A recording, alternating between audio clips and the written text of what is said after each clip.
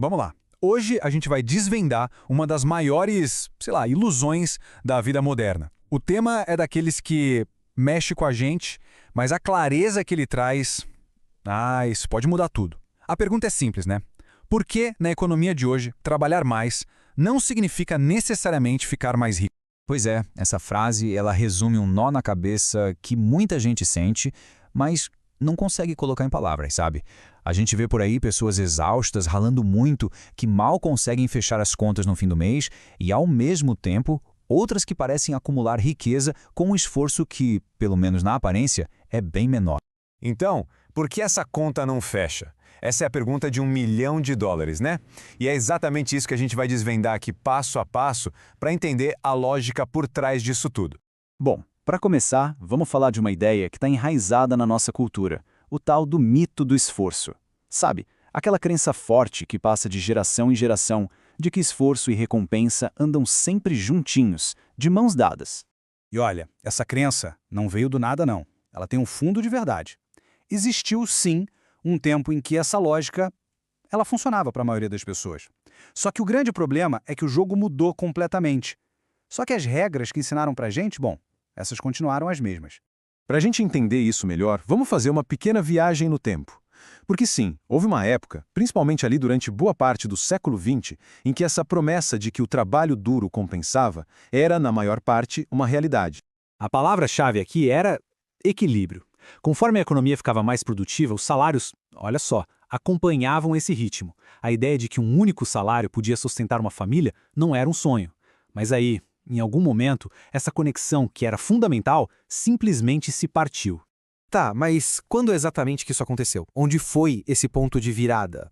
É o que a gente vai ver agora. O momento exato em que a produtividade e os salários, eles decidiram seguir caminhos completamente diferentes. E o grande motor por trás dessa mudança toda foi a tecnologia. De repente, uma única pessoa conseguia produzir em poucas horas o que antes levava dias. A produtividade, gente, simplesmente explodiu. A grande questão que fica é, se a gente está produzindo muito mais, para onde foi todo esse valor extra? Olha só, esse gráfico aqui mostra isso de um jeito que não deixa dúvida. Essa barra gigante lá em cima é o quanto a nossa produtividade cresceu. E essa outra barrinha, bem menor, é o quanto os salários cresceram no mesmo período. Tá vendo esse buraco enorme entre as duas? É como uma boca de jacaré que se abriu. Esse espaço todo é o valor que foi criado, mas que não foi para o bolso de quem produziu. Para deixar a coisa bem concreta, imagina o seguinte. Antes, uma pessoa produzia, 10 sapatos por dia. Hoje, com a tecnologia, essa mesma pessoa produz 100. Mas, e se o salário dela só dobrou? O que aconteceu com o valor daqueles outros 80 sapatos? É aí que a história começa a ficar bem interessante. Certo, então vamos seguir o dinheiro. O valor que uma pessoa gera no trabalho não vai direto, limpinho, para o bolso dela. Pensa assim, existem várias camadas no meio do caminho, como se fossem pedágios invisíveis que vão tirando um pedacinho desse valor.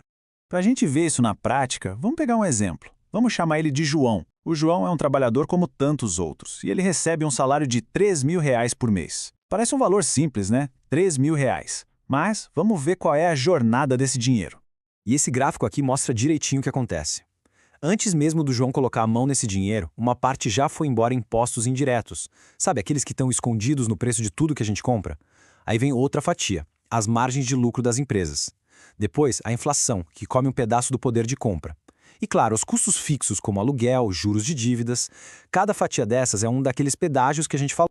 Então, aqui está o pulo do gato. A gente precisa entender a diferença entre o valor gerado e o valor retido. O João, no trabalho dele, gera muito mais do que R$3.000 de valor para a economia. Muito mais. Mas o que ele consegue de fato guardar no bolso depois de passar por todos esses pedágios é bem menos. E o pior, trabalhar mais horas, na maioria das vezes, só faz com que mais dinheiro passe por esses mesmos pedágios. E é aqui que entra talvez a armadilha mais perigosa de todas. Porque quando o dinheiro não dá, a primeira coisa que a gente faz é o quê? Se culpar. Aquela vozinha na cabeça, eu não me esforcei o bastante, ou eu preciso trabalhar mais, fazer mais hora extra. Essa culpa individual impede a gente de dar um passo para trás e olhar para o sistema, para a estrutura toda. Ok, então se matar de trabalhar não é a resposta, qual é? É isso que a gente vai ver agora. A gente vai mudar o foco do esforço para a posição. Ou seja, não é sobre o quanto se trabalha, mas de onde se trabalha dentro dessa estrutura econômica. Essa comparação aqui deixa tudo muito claro. De um lado, tem quem vende o próprio tempo. Essa pessoa trabalha dentro do sistema. É como se ela fosse uma engrenagem tentando girar cada vez mais rápido. Do outro lado, tem quem controla os ativos, quem trabalha sobre o sistema. Essa pessoa não é a engrenagem, ela é a dona da máquina. Então, quem é que enriquece de verdade nesse jogo? São as pessoas que controlam alguns elementos-chave. Primeiro, o fluxo do dinheiro e do crédito. Pensa em quem empresta, quem investe. Segundo, os ativos produtivos, coisas que geram renda meio que sozinhas, como imóveis e empresas. Terceiro, sistemas e processos, ou seja, coisas que rodam sem que a pessoa precise estar lá o tempo todo. E por último, mas não menos importante, o tempo de outras pessoas.